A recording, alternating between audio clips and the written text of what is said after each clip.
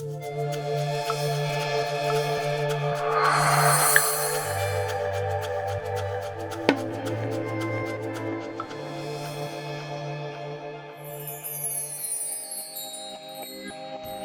about to tell y'all a little story about gender.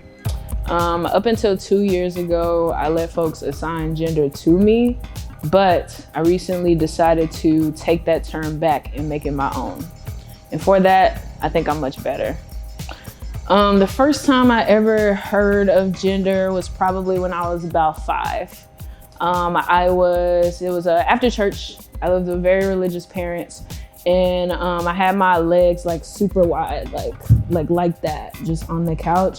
And I was just like eating some Cheetos or something. And I was just eating. And I remember my mom walking by and being like, "Close your legs, you're a girl, and there are men in the house."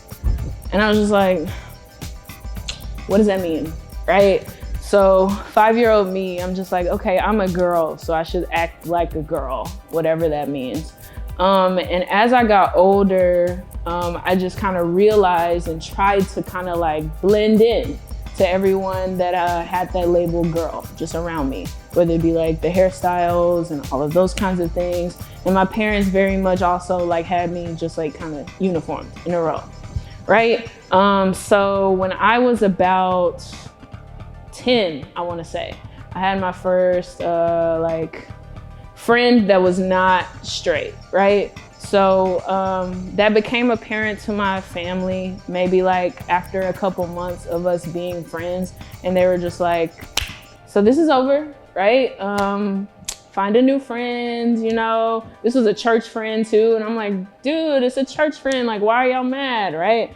But yeah, it just became apparent that that person was like not fitting into the uniform, right?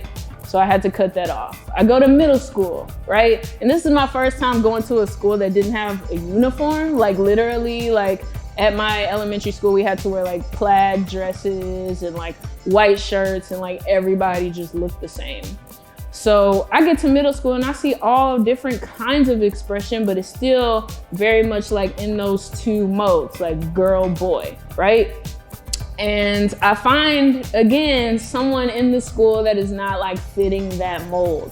I remember it like it was yesterday. I was at volleyball practice.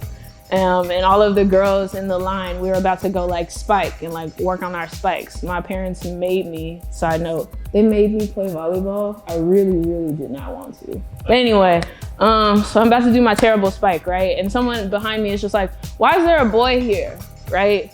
And it's like just a butch like lesbian, right? But everyone thinks it's a boy or she's a boy, right? And yeah, that was another moment in time where I was just like, this is interesting, like how we just like crack, I don't know, as a society when we see someone that doesn't fit into those like traditional gender roles. But as I got into myself and as time progressed, I kind of just started dressing the way that I wanted to dress, right? So by 9th grade, I got this label as being kind of a gender bender. I didn't even really know what that was, but people kind of already labeled me in that way of like, you don't fit in, like very clearly, right? And then I got older and started having like queer experiences and being around queer people more often. And then I was like, oh, this is me. This is me. I'm just like queer. That's why like I don't fit in, right? And that was hard. I came out when I was 15. My mother, who played the piano at her church, and my father, who was the assistant pastor, were not the happiest about it, right? And I felt like I kind of had to, in that moment, shrink myself. Like, make myself smaller, make myself not stick out so much. But it's just so apparent since I was young that it's something about me that stuck out, right?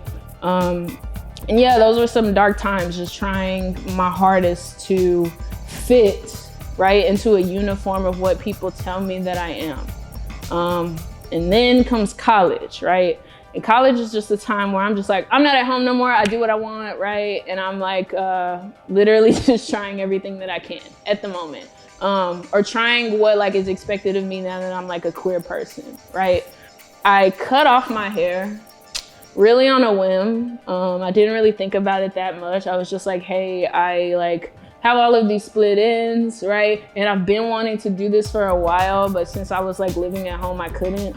Cut off my hair, post it on Facebook. It's a frenzy. Like, just in my family, everyone's just like, why is this a thing that you decided to do? Now you look like a boy, right? And I'm just like, I just look like me, is what I can tell you, right? And that's how I feel. I feel like me. But I got into this relationship my senior year of college, and it kind of made me, again, minimize myself and like how I felt and like what I could do within this like box, check 1, check 2 of gender, right? There was no gray area that I could really explore. Fast forward 2 years from now, 2 years ago, and I get out of that relationship. Now I'm just like, great, I could do kind of whatever I want. And within that 2 years, I met a friend who identified as non-binary, right? When I first met them, they were like, oh, use they, them pronouns for me. And me, you know, in my bashfulness, I was just like, I wonder why this person wants me to like refer to them plurally, basically. I was just like, what is that? So I look it up, right? Do my little Google searches, and I find out that like, oh, it's this whole like kind of umbrella outside of man and woman. And I feel like my mind was just like short circuiting, like there are other options. Why didn't anyone tell me this when I was 5? Why didn't anyone tell me this when I really wanted to know the information, right? So yeah, I'm like reading stories, blogs, tweets, articles about other people that are non-binary and like what being non-binary means to them. And I have this whole kind of like internal monologue, right? Where I'm just like, okay, now that I know there are other options, I definitely know that men and women like isn't it. So what is it? Where am I at within this non-binary umbrella? And I came to the conclusion, right, 2 years ago that like I wanted to use they, them pronouns. And I was non-binary as in like agender or genderless, as in like X, if X is man and Y is woman, I am like L. You know what I mean? Like I'm just outside of all of the like possibilities that there could be in those two bubbles, because those don't like accurately reflect how I feel about my gender. And I'm learning more and more about gender, and I'm just like, oh, this is totally just like a social norm. This doesn't really have anything to do with my chromosomal makeup, or like, I don't know, in the womb, I didn't know that I loved pink, right? These are all just social norms that folks just kind of like attribute to you in order for you to fit into a fold, right? So today, what gender means to me is that I wake up every day and choose to be me, and that me doesn't really have any kind of like regards to what gender I'm gonna be that day. It's not necessarily a thing that I think about unless I have to fill out legal documents, unfortunately, or unless someone like attributes that to me. But these days, those attributions don't make me become smaller. They just, I don't know, pinch me like a needle, right? When you're getting like a flu shot. It's just like, oh, okay, cool. I'm cool, I'm gonna move on because I like know who I am and how I feel. In the past couple years, I've also gotten top surgery, which is just like skyrocketed how I felt, you know, in my body. I recently started testosterone, and that's been just an interesting journey in and of itself, getting a couple chin hairs as we speak.